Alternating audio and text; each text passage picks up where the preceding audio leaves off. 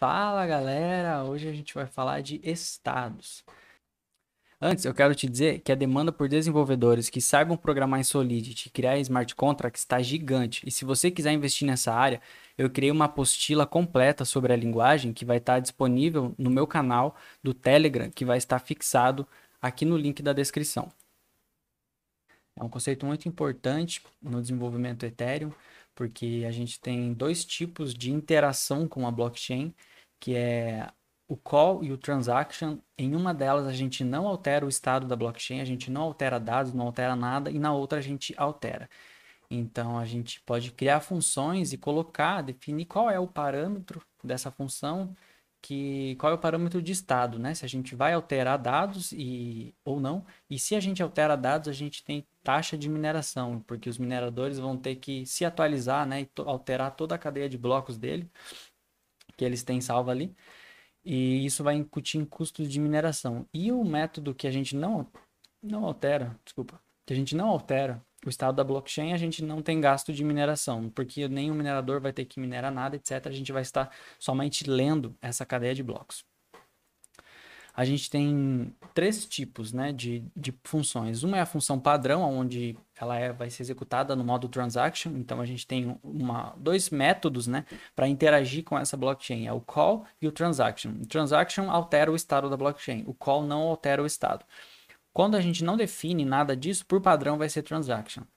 E mesmo que a gente não altere essa blockchain, o padrão vai ser transaction e a gente vai ter que pagar gas, né? Vai ter custo de mineração. Ou a gente usa o view, que é só visualiza, a gente vai somente ler o estado dessa blockchain, e o pure, quando a gente não vai nem ler e nem alterar o estado dela. Vai ficar mais claro aqui quando eu for explicar. Então, por padrão, se a gente não coloca nada, vai ser transaction.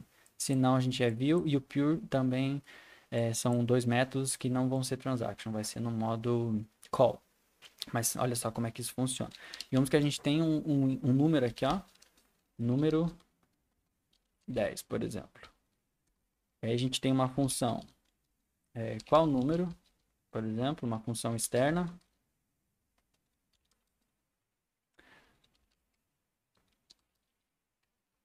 Ela vai retornar número. Então aqui a gente não tem parâmetro nenhum. Aí a gente tem outro aqui, ó, function. Qual número?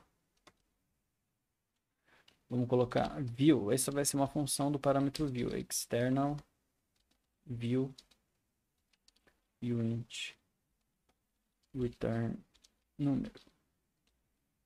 Esses parâmetros aqui, o int, etc, a gente vai estar falando mais detalhadamente nas próximas aulas, próximos vídeos. E a gente vai ter a outra que vai ser o pure. Então, o pure, não sei como é que pronuncia, se você sabe, por favor, deixa aí nos comentários. É quando a gente nem altera o estado da blockchain e nem lê dado nenhum. É geralmente usado para fazer um cálculo. Então, por exemplo, assim, a gente recebe dois números de fora e retorna um valor. Então, o int A e o int B. E aí a gente external returns. Aqui, ó. Então, é um return A mais B, por exemplo. É muito usado para fazer cálculos. Vamos ver como é que isso fica na prática. Ó. A gente vai fazer deploy desse contrato. Então, quando roda desse jeito aqui, ó, que tem uma taxa de transação, ó, o whale, quanto foi gasto, é porque ele foi uma transação, foi minerado por alguém e teve custos. Então, vamos pegar uma conta aqui, ó, sem Ether. Isso aqui tá 0 bala, uma conta fake, né?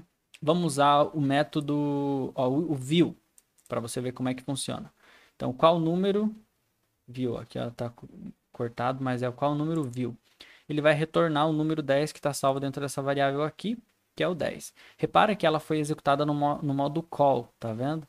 E olha só o nosso saldo sem Ether. Então, o call não gasta nada, não tem taxa de mineração. Agora, se eu uso qual número que não tem o parâmetro view, repara que ela está até numa cor diferente aqui. Já o Remix faz isso pra gente. Então, ó, qual número?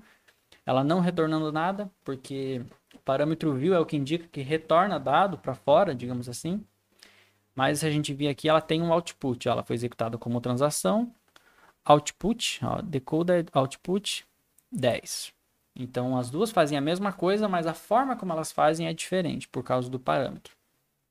teve custo de gas, ó, o nosso saldo já não é mais 100, ele gastou um pouquinho. E a gente tem o pure, que é quando a gente executa um cálculo. Eu excluí o contrato, olha só.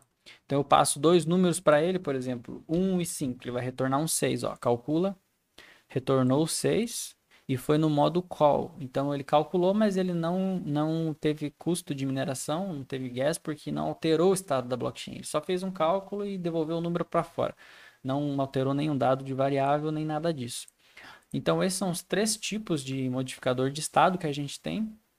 Situações onde a gente altera o estado da blockchain, a gente gasta, tem taxa de gas. Então, mesmo aqui que a gente não alterou o estado dela, por a gente não ter passado isso, né, não ter dito, digamos assim, para o compilador, eu não vou alterar nada, ele já iniciou a função achando que ia alterar alguma coisa, então já teve custo. Não é exatamente isso, mas é só para ficar entendível, só para você entender como é que funciona.